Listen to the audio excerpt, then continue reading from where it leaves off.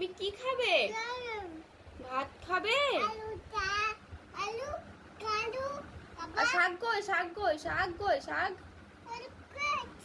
আর করলা ভাজা? এই তো করলা ভাজা। আর আলু কই, আলু? আর বরবটি? বদমাশি হচ্ছে, বদমাশি। আর খিচুড়ি কই, খিচুড়ি কই তোমার? হ্যালো বন্ধুরা, তোমরা সবাই কেমন আছো? আশা করি অনেক ভালো আছো। দেখতে পাচ্ছ আমার ছেলেকে আমি এখানে খেতে দিয়েছি। তো প্রত্যেক দিন আর মাছ মাংস ডিম ওকে দিই না, প্রত্যেক দিন হলো কিন্তু ওকে দিই না, কারণ ওকে সব রকমই খাওয়া আমি অভ্যাস দিই।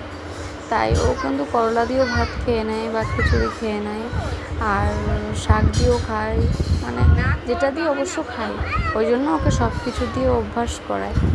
দেখতে পাচ্ছ ও কেমন নাটক করছে, খাবে না, তাই ও এখন বাহানা করছে। ভিডিওটা ভালো লাগলে লাইক, কমেন্ট আর সাবস্ক্রাইব অবশ্যই করে দেবে।